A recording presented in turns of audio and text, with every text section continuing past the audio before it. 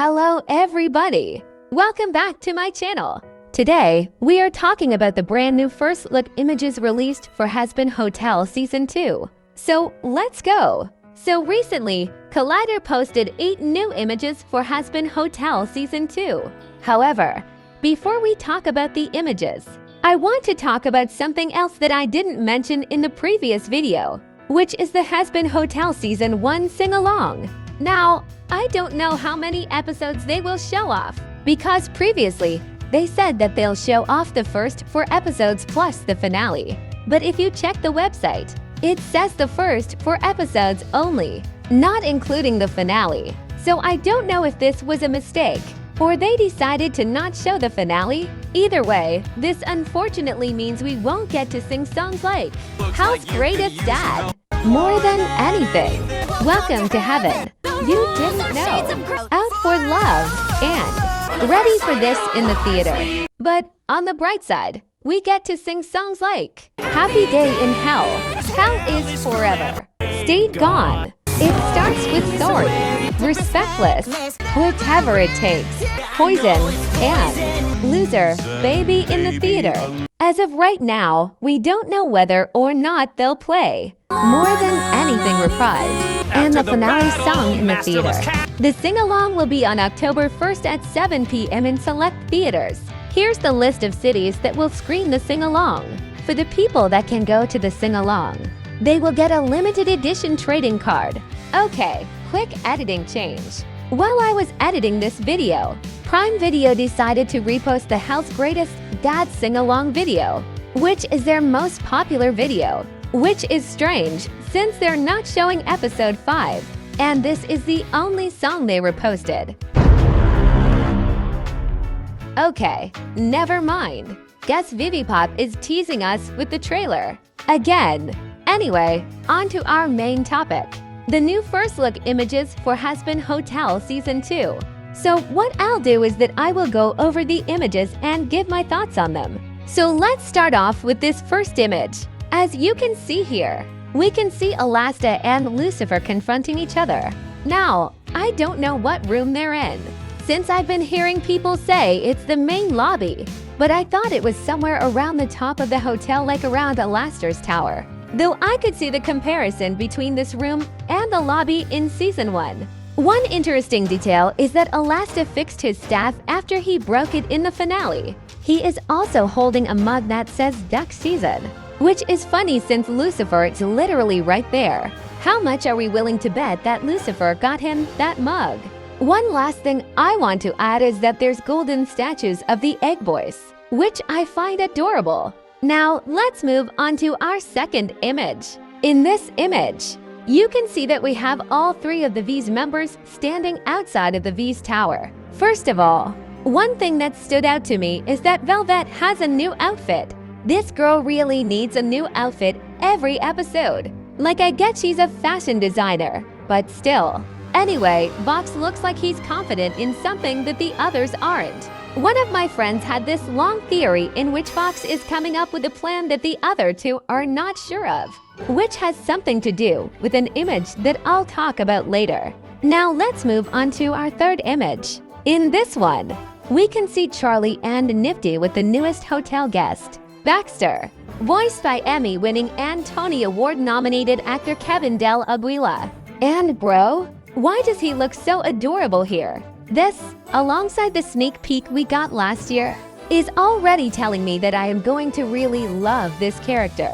Anyway, we get to see more of the new hotel's interior.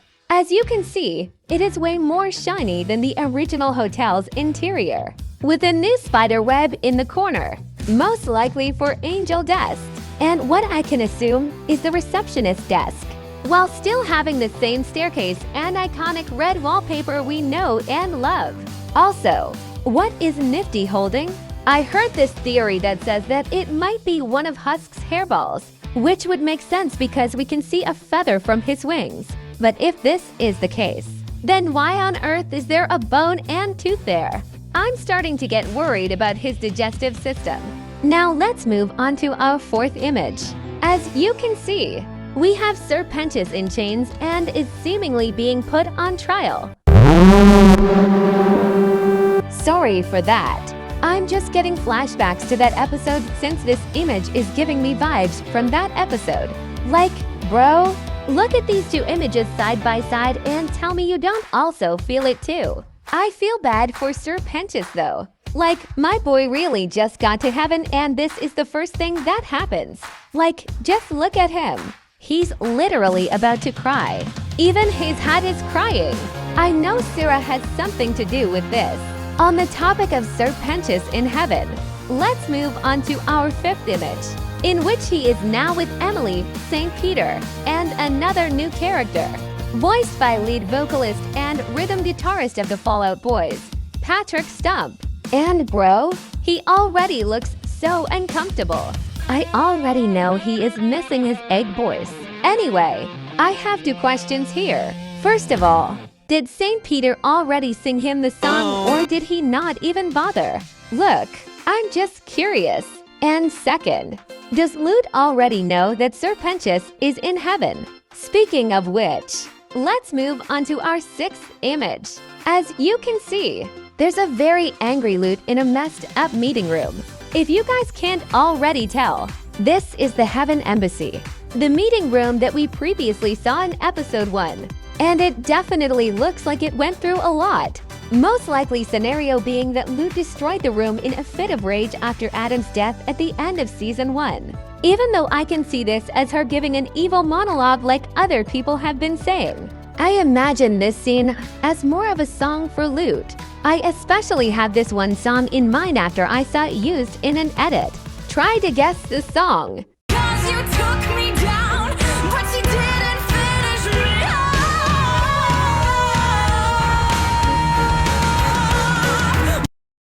Anyway, there was some confusion on whether or not Lute got her arm back. But I think it's very clear with the shadow that she got a prosthetic arm. Now let's move on to our seventh image. In this image, we can see Charlie staring at a blimp, or whatever that is, saying Charlie Morningstar, dictator. So yeah, something happened between the two of them. And yes, this does connect to my friend's theory that I mentioned before, in which Vox plans to destroy Charlie's reputation, which might explain Velvet and Valentino's unsure face in the previous picture. They also claim that Vox is doing this sorely to get back at Elasta, and that Elasta will try to fight him, but then realizes that he can't take him out on his own. So he asks for Lucifer to help him since Vox is messing with his daughter. This is a good theory, especially since I can see Lucifer fighting with the V's at some point. Especially Valentino since he licked Charlie's arm in season 1. Now let's move on to our eighth and final image. In this image, you can see Vox visiting Charlie at the Hazbin Hotel. Now I feel like this takes place before the previous picture. So something really went down between the two of them for that to happen. We can see more of the hotel's interior.